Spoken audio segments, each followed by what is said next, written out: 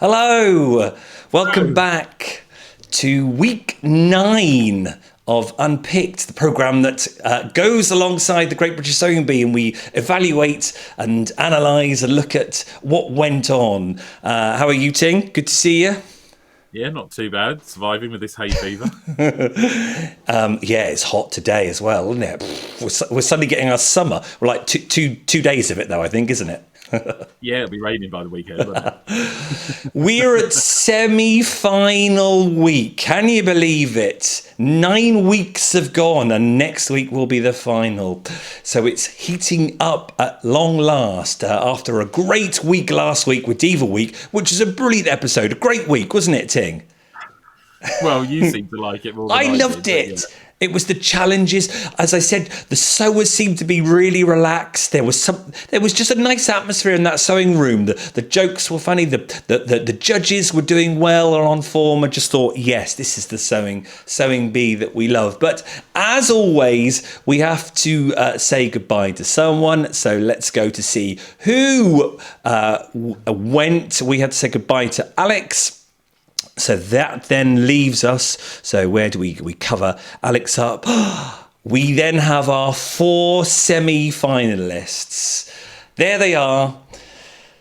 8 weeks worth of challenges. How is that? 3 challenges: 3, 6, 9, 12, 15, 18, 21, 21, 24 makes each. So we've got to say well done to them all, regardless of how they got there and what went on, because some have better weeks, some have not so good weeks. There are semi-finalists. There are sewers, aren't they? Yep. And And they fought their way there. yeah. And sometimes that might be close fighting. Sometimes it might be, we had a real winner on whatever week it was. But that's the beauty of Sewing Bee, isn't it? It's not judged on past weeks. You can have a great week, like Luke clearly had a great week last week for Diva Week, because it just seemed that those challenges fitted for him that week. Because you don't know how the challenges go, do you? No, and we've said before that these, not necessarily these sewers, but any of the sewers, you have a good week because maybe you've made that dress before, or you've used that fabric before, or that skill you've used before, and so therefore you're able to draw on that kind of muscle memory to get you through it. Absolutely. There is one thing that we do need to talk about. Well, normally at this point, we look at comments that people have left from last week's video. But I thought before we go into that, we just need to remind everyone that these 4 are living humans, and they're actually also watching. They could well be watching us. We don't know because they don't leave comments. I think last year, if you remember, Asma left a comment on our final video. We were like, oh my word, Asma's watching. And we often try and remind ourselves, actually, and you, the viewer, that they could be watching. And I feel bad that we perhaps haven't done that recently, because we've been perhaps a bit detached from the series because we're like, because we've been getting frustrated with how little time they've had and been feeling sorry for the sewers. So I think we've forgotten to say, remember that it's pre-recorded. They could be just sat at home watching us and watching everything we say. Yeah, and I think, we always try to frame how we feel and pin it on the show or the producers or the judges, because they've got broader shoulders. The judges come back every year, and we can question whether we believe that Esme is right about a bow or Patrick's right about a tuck here and there, because they're paid to do that. Whereas these guys, they're people like you and me who've decided to apply and be on this show, and they're going back to their ordinary lives after all of this. And last week we had a debate over whether Susie should have gone over Alex, whether we should look at on that made to measure, the overall performance, because the argument was that Alex had performed relatively well throughout the show.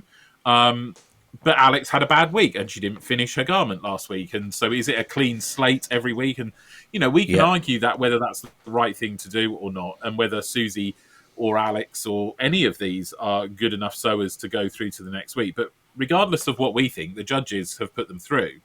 Now, Susie, I would say, from what we know, is an amateur sewer. She's a very good designer, and we can see that with some of the clothes she's designed for herself and some of the made-to-measure designs at the end. She's a very good designer.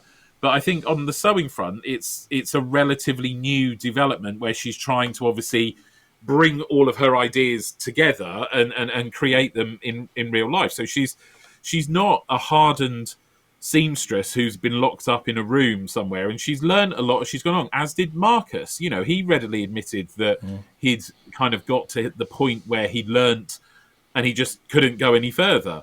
And Susie has had a lot of grief over the weeks, but especially this last week in between staying on the show and this week's show online.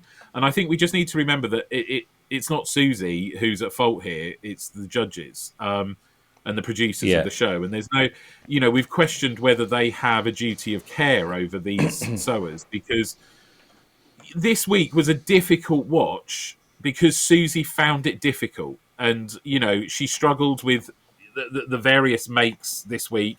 And, they even had the shot of the tears rolling down her face, which was heartbreaking to see, because we've all been there where it's not working and you just throw it across the room and you say, well, I'll deal with that another day, except you can't do that here.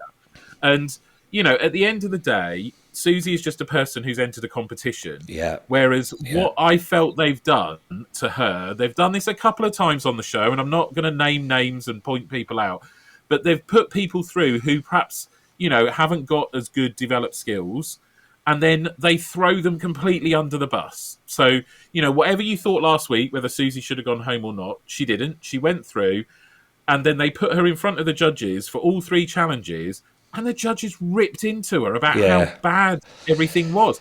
And so there was no question who was going home because they just went for her. And, that's where I question the producers and the judges of taking this person who is just an ordinary person and saying you're so good, and then saying you're absolutely rubbish on everything you did this week. Yeah, it was a hard watch, and we'll talk about that. When we talk about the individual one, fine. But, Susie is sat at home watching. This is all pre-recorded, thankfully, because I don't think she'd have got through this week if she'd lived through the comments that had been made about her. But, yes, I haven't got all the skills. You haven't got all the skills. She hasn't got all of the skills. She was learning as she went along. And I think you have to give her credit for that as well. Rather than just saying, I think she's rubbish. I think she should have gone home.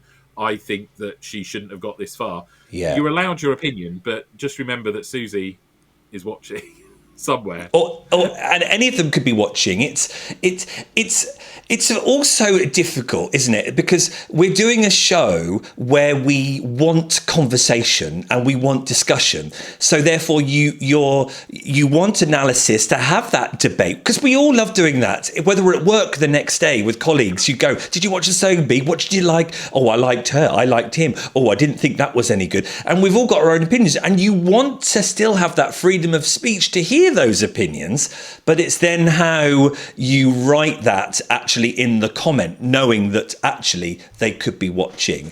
As go on. Well, as I say, also, we have a little bit more of a luxury because we're having a bit of a discussion, and we try to keep each other in check if we start to wander off a bit too far. Well, it depends if I'm tired, because apparently from when I was tired the other week, everyone loved it. But when you type it down as a comment and it's there, whether that's on Facebook, whether it's underneath this video, whether it's on whatever, it's there in black and white. And, and the tone is a bit different from me and you going, well, we watched it last night, they were a little bit rubbish, but everyone kind of did okay. That tone doesn't come across when you write and type a comment down somewhere. No. So if you do that, try and ground it in some sort of analysis where you direct it at the skill or the technique and say perhaps the technique wasn't as good. Head it straight for the judges and the producers. If I was making this show, it would be fabulous.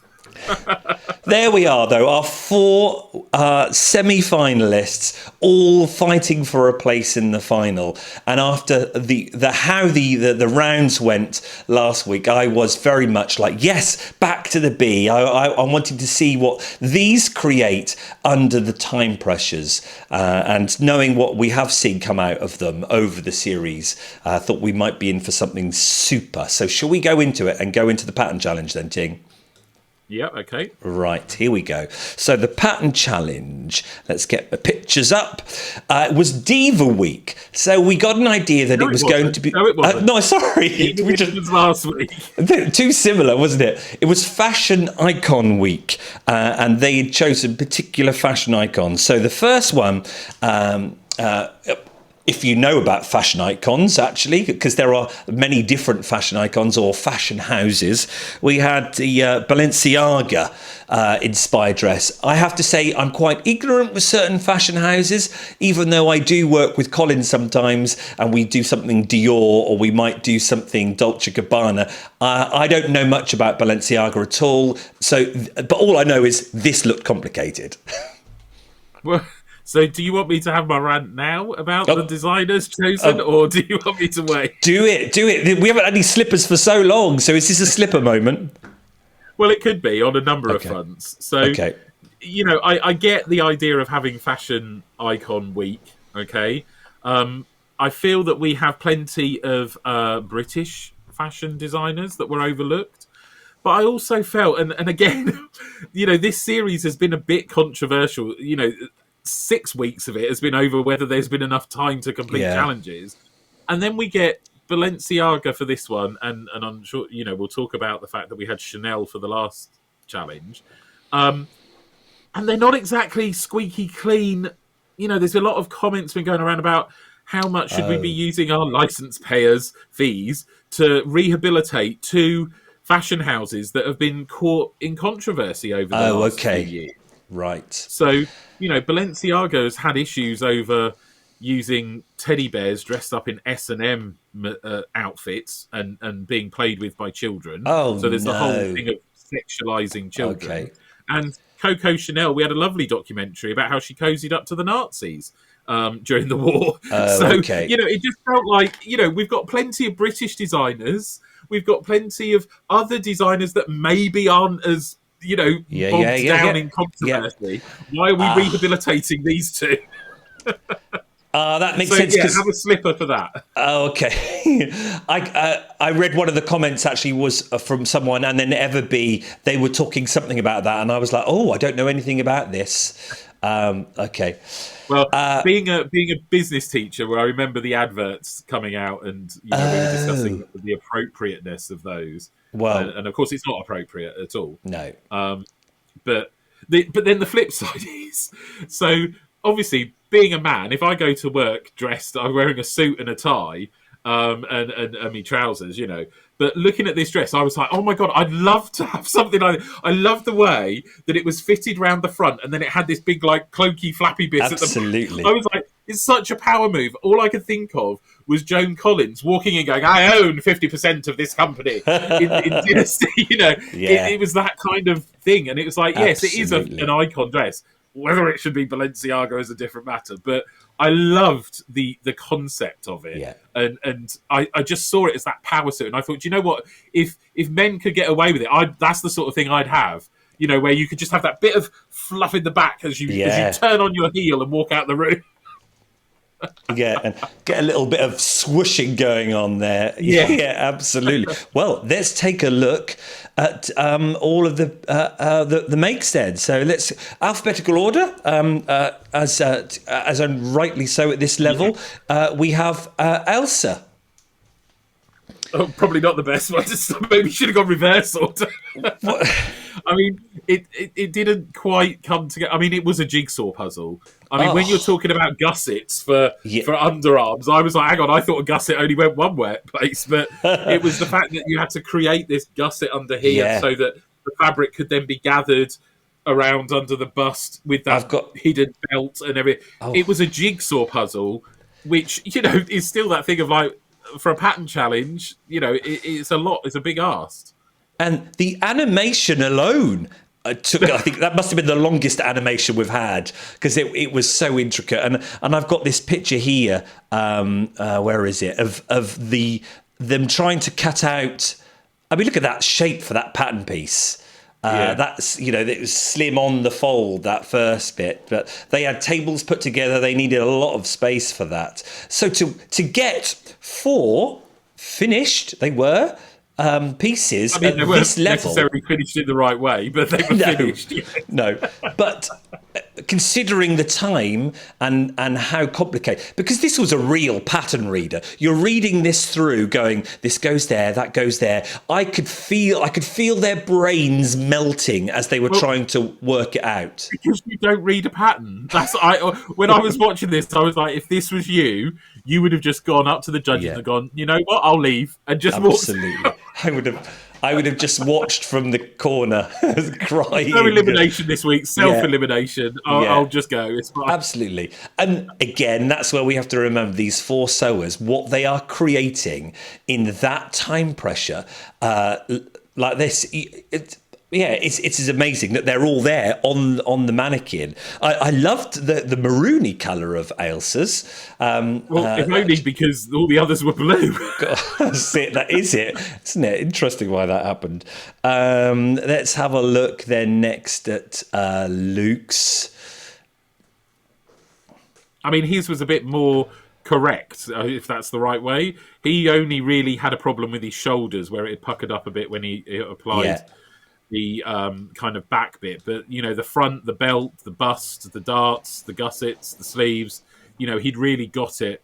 I wouldn't say it's completely on point, but, 9.5 out of 10 on that one. Yeah, he was certainly getting a lot of positive feedback from the judges, lots of oohs and ahs when they were looking at all the different pieces. Then we've got Pasha in that lovely... it was almost teal blue, wasn't it? Petroleum, whatever colour you call that. I don't know if the picture's done it a good service there, but it wasn't the royal blue that the other 2 were in. It was a bit. I don't know if it was teal. I think it was more of a lighter shade of blue. But you couldn't fault hers. No, at all. You can really already see there the kind of difference, the hem, the cut, and how it's hanging on the mannequin. Certainly on the chest, I think you can see a difference there. And then Susie's. But when you look at them all from... Well, you look at them from the front, fair enough, but... They all look great. There was a problem... Yeah. There was a problem with the gussets under the arm. And I think she'd put something on incorrectly and didn't quite get round. And we know the hidden belt, and there is an argument to say it's hidden, but the hidden belt wasn't sewn properly either. No, and she had some very unfortunate... The dart placements on the front gave it a very pointy Madonna-esque type bra, didn't it? It's and issues with buttonholes. It was just in the wrong place on the belt, wasn't it? Which I'm sorry, but that's the other controversy. Get the slippers ready if you want for that. But have they actually been shown how to? I've never known a show to be plagued by so many problems with buttonholes, and it's got to be. So therefore, it's got to be the machines. It's got to be they've not been shown how to use it properly, or the machines are not capable of doing it properly. I can understand if one person was rubbish at buttonholes and they always messed their buttonholes up.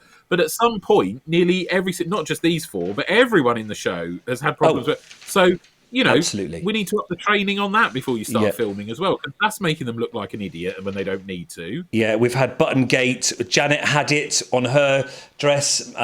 Marcus had it on his. Several points, issues over and over and over again.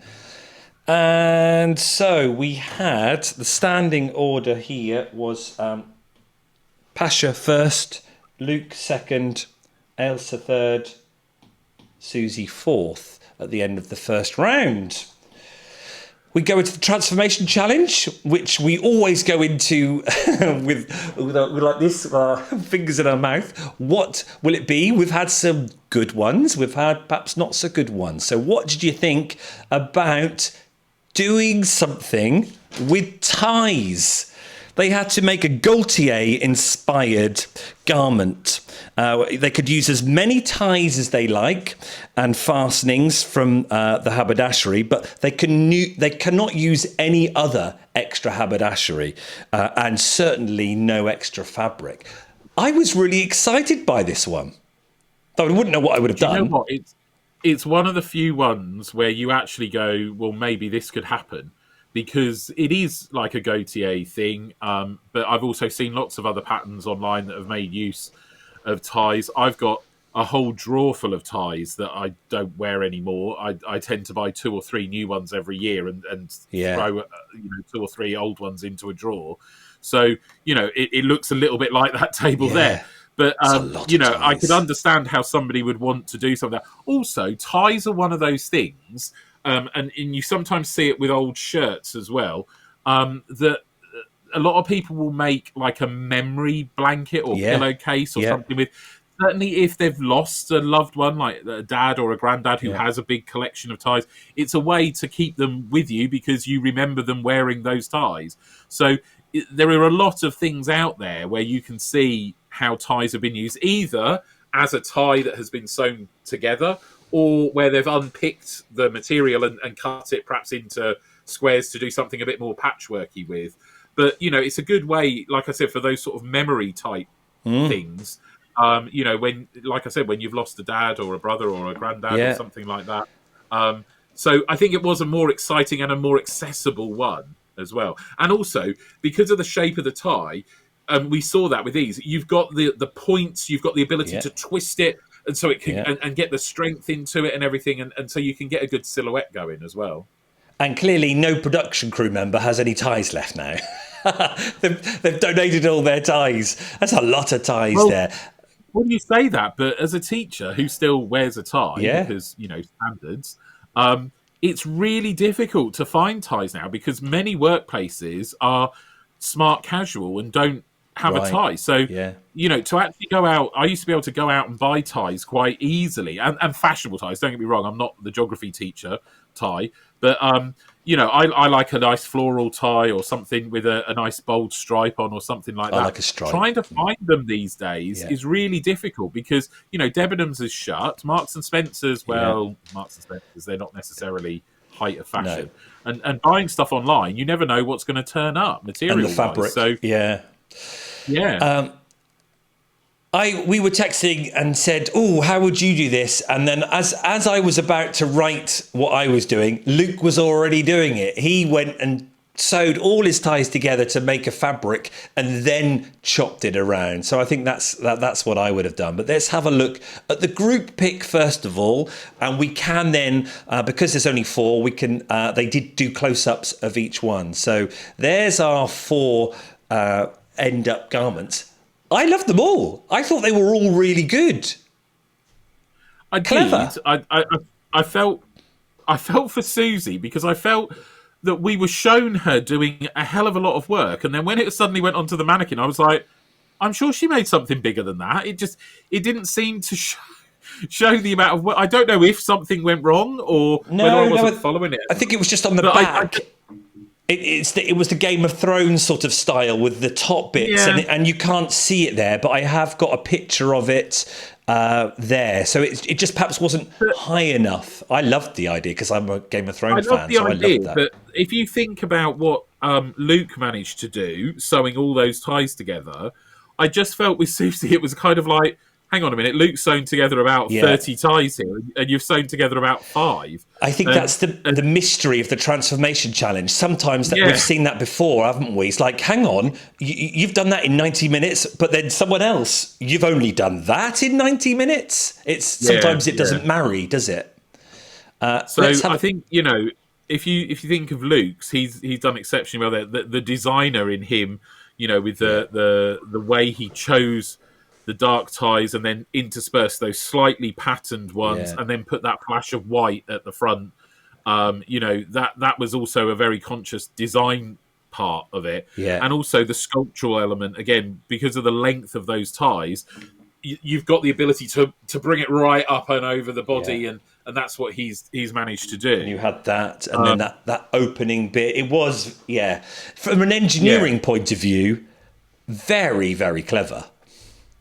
But then I think I said to you at the time, not that we didn't really know what Luke had done until pretty much near the end when they finally kind of put it on the mannequin. Whereas Ailsa went in, and I said to you, I really love, because of the colours that she'd chosen, I really love the weaving of it, and I think that makes a very much of a statement on the back there.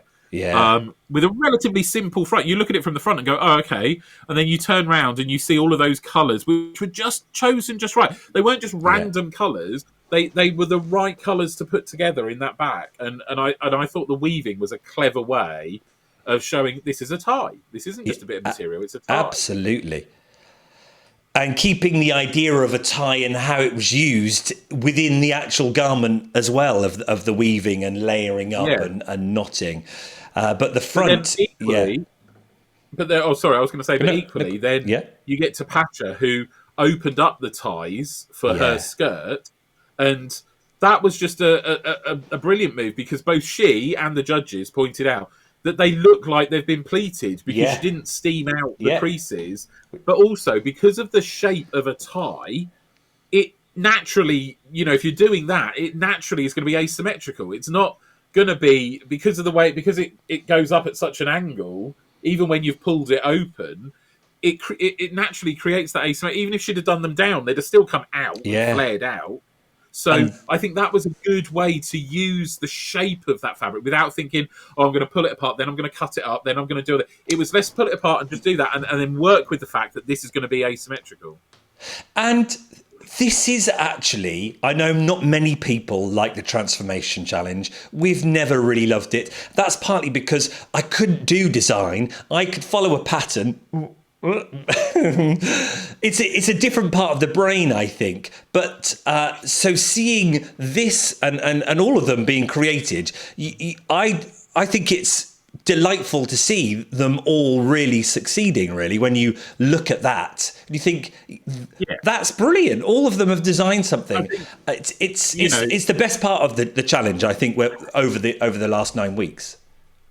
I mean, don't get me wrong, I'm not going to eat humble pie for the whole series, but of all the transformation challenges, this is the one I wouldn't mind doing. Yeah, I think absolutely. It is a practical use of, I think, I don't think that is a waste of the material. They weren't cutting stuff out and throwing loads of ties into landfill. Absolutely. I think, for me, I'm not great. I'd follow a pattern. I'm not so good on the designer thing. But because of the shape of these ties, I think they pretty much chose the different ways you could probably work with that. But I could do that. I could look at that and go, oh, actually, I'd either come up with something a bit like Luke's, or I'd come up with something a bit like Pasha's, maybe the weaving element coming in, because that, even when you take them apart, or even if you use them whole, it just naturally, you can see how that shape would work. Whereas if you just give me an old shower curtain, I'd be like, well, I don't know where to start. Whereas I feel that you've got a bit of kind of leeway, and it's one that I would have a go at. All of the other transformation challenges are absolutely not, but I think that this one was a good one that used up things that you probably have got hidden in a drawer at home. Okay, well, you need to go into that drawer, get out those ties that you don't wear anymore, and next week have a garment to wear. Well, if only I had the time.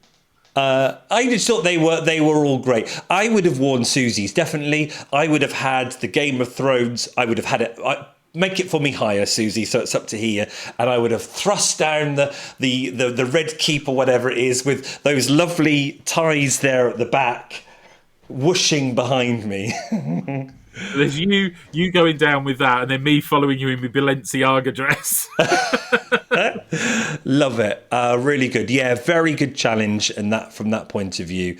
Yes, good. So there we are. Let's have the standing order there. It was clear that Luke was going to be first, but what then happened next, thought could have gone anywhere. They had Pasha as second, which I can appreciate. The two different design elements there, as you said, about the ties and that pleating look. Then we had Ailsa third and Susie fourth. So we're going into the last round with Luke and Pasha first and second on both, and Ailsa and Susie third and fourth. So we're feeling for those two now, aren't we? They're the ones that it's going to come down to the made to measure. So what is the made to measure? Let me turn the page over, everybody. The made to measure was simply an evening outfit. Hey? Oh, I know, another inspired one. Yes. Have you thrown the slipper at that? Yeah, let's throw one this week. Let's get them underway. Well, we've always said that inspired ones are great in concept. I can remember it, and I've said this last year and the year before when I was teaching in a drama class, and you would give the kids, you go, oh God, right, it's Christmas. Let's do a Christmas lesson. Go away. Insight into your teaching. And make something up on Christmas, all right? Inspired by Christmas. And they would spend the first half an hour struggling because it was too broad. So you soon learn, well, that was when in my early days of teaching, when you realise what doesn't work. You realise that you have to narrow it right down. You have to give them clear structure with perhaps 3 elements to do, right? So you need to do a Christmas inspired play where someone goes out and makes a snowman, and then you go to tea in the evening, and you see Santa Claus or something like that. So bullet points. So it's not so difficult. Otherwise, it's really hard, because how do you then assess an inspired by? Because there's no sort of sub-criterias, because I could be inspired by Chanel and just be simply inspired by the colour black, couldn't I? Well, and I think that is the trouble with the inspired by, because it's like we saw it with the judging of this, where at different points, either Patrick or Esme turned around and went, I can see Chanel in your design. And it's like, well, it doesn't really matter whether you see it, Esme, because you asked the sewer to be inspired by Absolutely. Chanel. And the sewer has decided to use the fabric that Chanel might use, or the colour that Chanel might use, or the silhouette that Chanel might. So it doesn't matter whether you don't see it, Esme, because if they turn around and go, well, I've done it because I've done it with pink and black edging, like the traditional Chanel suit, well, that's what they saw, you know? Yeah. Then you get into dodgy territory, and this goes back to where we started this video over judging and, you know, being consistent and like you've just said, what is the actual criteria for this? Because you know, Susie got it smack between the eyes. Both of them turn around and go, I don't really see it as Chanel. Well, it was what I mean. Okay, maybe the execution, it didn't quite come out as fitted as she wanted it to. But the basic concept, the black and the white and the panel and everything, I saw Chanel. Absolutely. It was brilliant. But, so that's where I'm getting angry. And you just think, what? Because it shouldn't be, well, I can't see Chanel. It shouldn't be down to that. It should be based on the sewing. Just look at the sewing. Not, because you use the inspired by to get the make. So assess the blinking make, not, you know? If Susie done an outfit and they walked out like Coco the Clown instead of Coco Chanel, then fair enough. Absolutely, but, yes. You know, how could you argue that wasn't inspired by Chanel? I know. When the other 3, they went, oh, I can see Chanel in your thing. This goes back to what I said to you about throwing her under the bus. Yeah. You know, if she'd have gone last week, we'd have had a discussion over whether that was right or wrong and blah, blah, blah last week. But, you know, she had got to kind of a level with her sewing, and she readily admitted that she was learning new things. And, you know, she said it was the first time she'd put in a hook and eye, and it was the first time she tried to do this, and she was doing the boning bit and everything like that. So this was the first time she was doing everything, and they had put her through to that final, knowing that her skills maybe aren't as high as some of the other sewers. And then, to compound all of that, they drag her out and go, well, I don't think it looks like Chanel, and I think that this, that, and the other, and literally tore her apart. That's where I get frustrated. Yeah, well, let's go into that. We'll work backwards because in alphabetical order, but because we're talking about that, it's right. So where they should have said, can you make inspired by Chanel? Okay, so you can do whatever, but with a focus on this and this. And that's all it had to be. That would have helped the sewer, because where do you start? You know, it would have helped them sort of blinker them down on what to create. And then we could watch the judges assess to that criteria. So the use of black it could have been. So we could have then judged Susie against Pasha with the use of black, and then Luke, so forth, couldn't we? That's how it should have been. Yeah. I mean, unfortunately for Susie, the fit was not good, and this is called the made to measure challenge. Yeah. That it was not a flattering shape, and I don't know what went wrong, because they cut a couple of times to her going, "Oh, I've cut this out. I'm doing this. I'm going to go back and do an adjustment. Oh, I need to lose about an inch out of this, that, and the other." But then we never saw her doing it, and so I don't quite know what went wrong, because you can almost see there that it does come out too much. If it was Chanel, it would be figure hugging, and it would have come out. So there was something wrong from the hips downwards there. But again, the time limit, although they did have 5 hours, which, in the grand scheme of this series was a miracle. Yeah. But, it does seem that you do have your model there. That kind of, it was so off the hip that should have been done before it even got to that stage. There should have been a fitting where you go, oh, hang on a minute, that doesn't look quite right. I don't think, well, I don't know, because they alluded to the fact that she hadn't put it on her model as much, because everyone else was doing the second fitting and then she didn't. But then this goes back to where I started with this, is if she is a relatively new to, she might be a great designer, but if she's relatively new to sewing, at what point do you say, well, I've done all of this, now I'm going to try it on, or I'm going to do a fitting where it's pinned on? And, that comes from experience as well. She'd used faux silk and chiffon there, and they're difficult fabrics. But look at it; it's still there. It's wearable. I've never done a hook and eye. It depends on what you make as well. We can see what Susie makes at home with repurposing. She goes to charity shops and remakes things. There could easily be, because as an amateur sewer, you're not going to have done everything, are you? And I suppose that's what the show relies on. In fact, Luke even said at the beginning, they said, oh, they've had time to practice at home, but Luke sort of gave a little bit away on how perhaps this is filmed, because he said, oh, he hasn't practiced because he didn't think he would get this far. So I think it's like, I don't know, we'd like to be told, but I think it is then done in a very small time frame, because he probably just thought, I'm not going to get to week 9, so there's no point practicing my inspired by Chanel outfit, because I'm not going to get to week 9. Yeah, I mean, it's probably filmed over the course of a month rather than 10 weeks. So you're not exactly going home in between each show and thinking, I've got 5 days to practice. No. But then I think I'd pretty much know that's what you'd do as well. You'd be not practicing, and then it would be a complete miracle if you actually pulled it off. Do you think I'd be practicing like crazy if I went on there? Not that I'm allowed to go on there, but I would be practicing like crazy, Ting. No, you wouldn't. I would, because I'd want to win.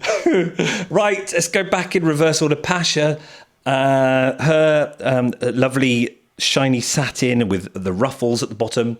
I don't think you needed 2 ruffles. I thought it was all right with the 1. But there we are. What did you think? All on the bias, Ting. Well, I think that's the thing, isn't it? That's again where her experience belies her age, because understanding how to use fabric on the bias to get that movement into that dress is what it was all about. If she had not cut that on the bias, that dress just wouldn't have moved. It would have just hung. So understanding how and why the bias was important. And she's not that old. I can't remember exactly how old she is. She's definitely younger than me. But it just shows how she's got that bit of knowledge and bit of spark to be able to pull that off. It is. It's interesting, isn't it? Because I think I said to you, she chose right. It's just an evening outfit, nothing too fancy, not too many extra parts. Just execute it well. But I think the cleverness from this is the choice of that matte and gloss, old style photograph fabric element. It just works so well together, doesn't it? Yeah, and also she didn't try to give herself. It's not fair to say she didn't give herself too much work, because the dress itself was a lot of work. No, but what I mean is that she wasn't having to do masses of lining. No. There wasn't long sleeves. It wasn't lots of go days being put in and stuff like that. Yeah. And it is what we've said before. It doesn't matter what you do. If you're doing something simple and you do it perfectly and elegantly, then you've got nothing to worry about. And she proved that. Because ultimately, if you sew it well, they can't knock you down for that. They might say, we'd like you next week to take a few more risks. But you can't be knocked out for not taking a risk and doing something not as adventurous, can you? No. Let's go to Luke. Felt for him here because it was all going to come down to that collar. Everything else was stunning, but the collar. And you know, it is a competition. Yeah. But at the end of the day, if you were at home, well, first of all, you probably wouldn't have sewn it on the wrong way because of the time pressure. Oh, I felt from Even if you had, you would have unpicked it and you would have taken your time and got it in the right place. But because you've got someone screaming at you, you've got 30 minutes to go, you've got no option but to quickly unpick it and then quickly pin it back on and then quickly run it through the machine and then hold it up and go, oh no, I've sewed it on wrong. You know, it's everything about it was brilliant. The quilting of it, the shape, the rest of the dress, the sewing in of that chain. I was like, please don't. You're not going to get that through the machine. But he did. He managed to do that. You know, it was just the collar. And so I think, you know, yes, it needed to be pointed out. And we can see from there quite clearly, because obviously it's black against white, that the collar wasn't right. But everything about it, the collar was made correctly. It just needed to be tweaked just ever inserted. so much like that. Yeah. And so therefore you'd turn around and go, well, that's fine. Because when he gets this outfit back after the show's finished, all he's going to do is unpick that collar and just straighten it up and sew it back on, and it'll be perfect. You kind of forgive them for that bit. Really. Oh, absolutely. But what was heartwarming was that moment when he just looked at the camera and went, oh no, I've sewn it upside down. Because these things are so easily done. I do that when I don't even have a time pressure. and I come out and I go, how did I do that? How is it even possible I've sewn it on upside down? But to do it, you know, on a show when you've got cameras pointing at you in the time element, I can quite easily understand that. But we all do it though, don't we? So it's in a way you can then connect with that and go, right, okay, these are real people. They are home sewers making some phenomenal things, but they still make the mistakes that we all make. Well, and they're under time pressure, you know. Yeah. It's almost like you know, we have the Bake Off and then the Bake Off professionals. You actually could do with a sewing bee professional, where you actually have people who can work under that time pressure, rather than amateur sewers. Because amateur sewers would naturally walk away from it, go and make a cup of tea, come back tomorrow, wait until their head's clear. You know, so to turn around and say 5 hours and then have people screaming at you that you got half an hour, 10 minutes, 5 minutes, 30 seconds, you know, you then just get completely disheartened when something doesn't quite go to plan. Yeah. And I think that's also been the issue of the season, hasn't it? We've said this with the time. Those sewers just haven't had the time that they should have had to be able to bloom and blossom, so we can go, that's phenomenal, and then get our favourites, then get attached to them and watch them all through. Because those first 2 or 3 weeks, everything felt like it was only 3 hours, didn't it? And they just kept not able to finish. And it was so distressing to watch.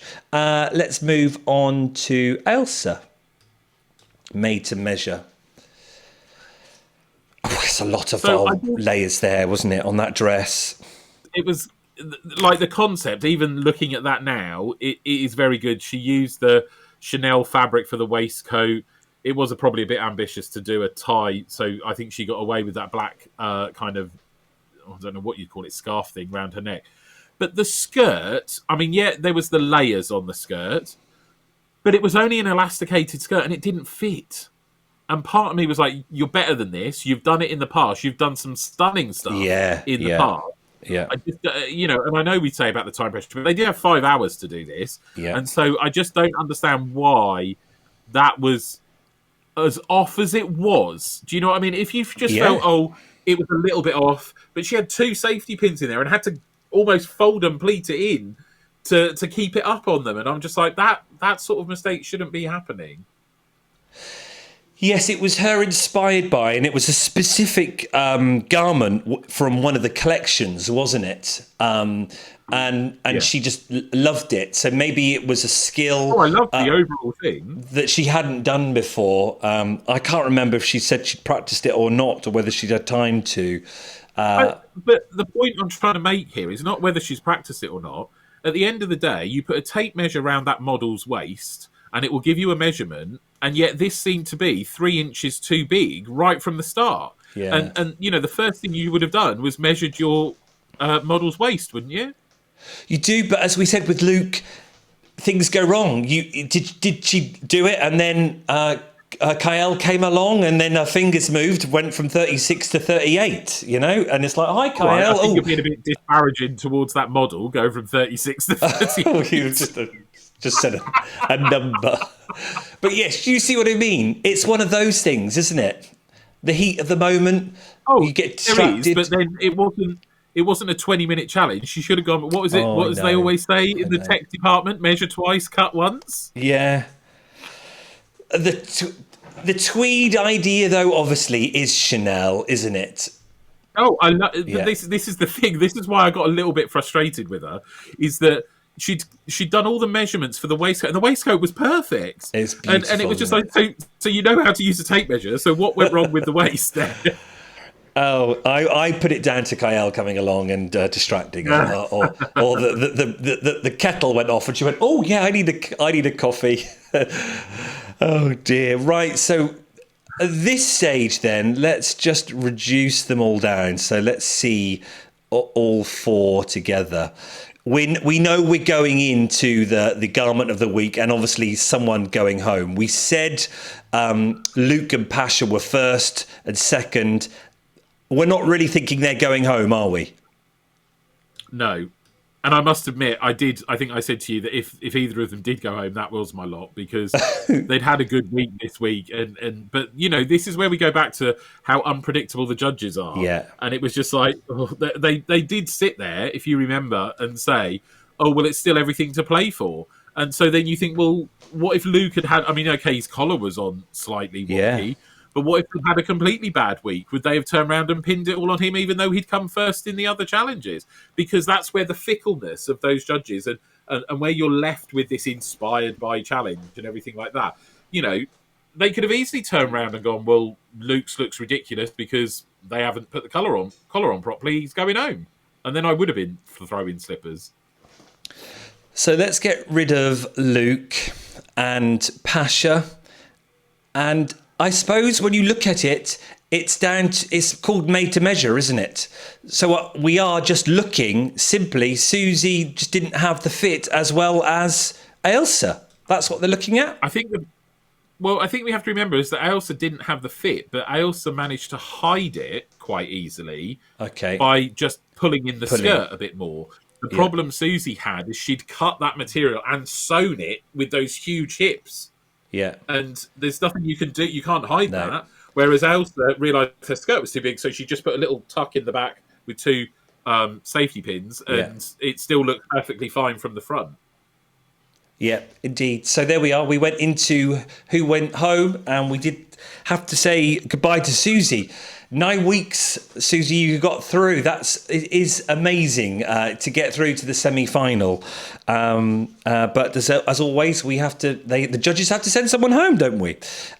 So there we have our garment of the week as well. I think we all knew that was going to be Pasha, didn't we? Really? Yeah. Stunning garment. That now makes you interested in finding some facts out about garment of the week. Been doing your homework? I have. Pasha has had it 3 times. Okay. 3 times. She had week 1. No, that was Susie actually. Week 1. She had week 6, week 7, and week 9. The pen has become loose. I haven't used it much this season. Week 6 was the up for it now. The crocodile in the transformation. Can you remember the crocodile? Yeah. Week 7 was the made to measure for Kids Week. Oh no! I can't remember what that was. Week 7. So not an A+ on the homework then. Sorry.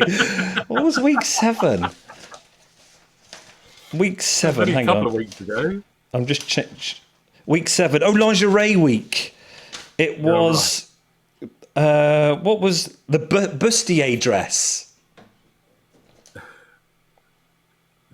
Was it? Oh no, I'm doubting myself Oh there. dear, it's the preparedness I love. I've even got notes. I've even got it all written down. That's why I never was very good at English. And then, of course, well, this week, week 9. Okay, slipper count. 3 slippers. I think in the right places, understandably so. Viewers, did you throw your slipper anywhere else? Let us know. Give us where you threw it and why. Always nice.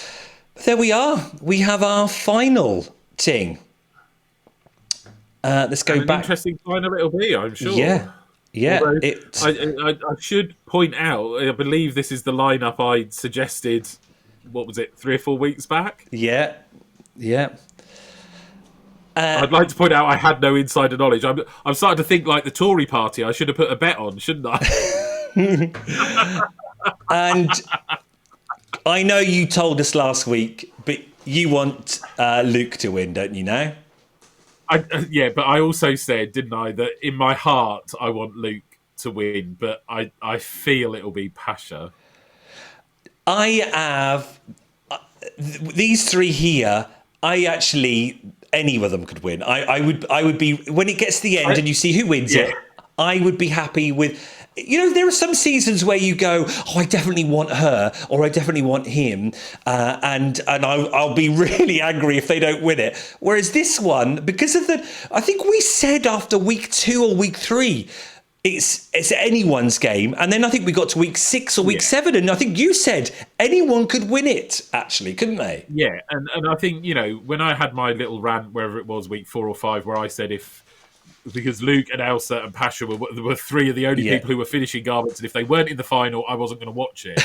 I think while I have my as I said, my heart is leaning towards Luke, and my mind is telling me it's Pasha, but Elsa is a worthy competitor, and I won't be throwing slippers if Elsa or Pasha win over Luke or whatever, because like you've just said, maybe after everything that has been said over the last 9 weeks, that the right 3 are in the final. Yeah. So, and some respect, so I don't need to watch, do I? Because I'm happy. I can have to watch it. Well, no, because the judges could do one of those things with the criteria, but I think even if they did that and we're like, oh no, why have they done that? I still will be happy even if that other person gets it, if you see what I mean. Even if we're throwing slippers at the assessment of the choices, I was going to say that's where if I feel that people have been unfairly judged, then I would be upset. As long as it's fair judging, as long as they call a spade, I'm fine with that. But if there's people with holes in garments and unfinished goods, they go on to win, I shall be furious. Well, next week is the final. Get ready for this thing, because this is off the BBC. Finally, for the first time in 10 years of Sewing Bee, the sewers create, this is made to measure, a full outfit by draping on their models within the time allowed for the challenge. They've had a chance to plan, but it is in the sewing room where all the hard work will be done. I know. We've never seen this before. So draping for the made to measure. How do you feel about that? We've never seen it before, as in it's been in the challenge, but there has been some very competent sewers who have draped in the final challenge, the made to measure, when they've done perhaps they've had their own design. Yeah. But to force all 3 to do it, that will be a skill. Yes, it's going to be one to watch now for sure, isn't it? The final, who's it going to be? Let us know what you think in the comments. I know it's nail biting, but as I say, I think I'd be happy with anyone, but I think it's going to be exciting, certainly for this. So thanks very much for watching. That's 9 weeks you've been with us. We'll do 1 more week, and that will be it for another year, ting, in the bag. Yeah. Thanks everyone, and see you next week. Cheers. Bye-bye. Bye.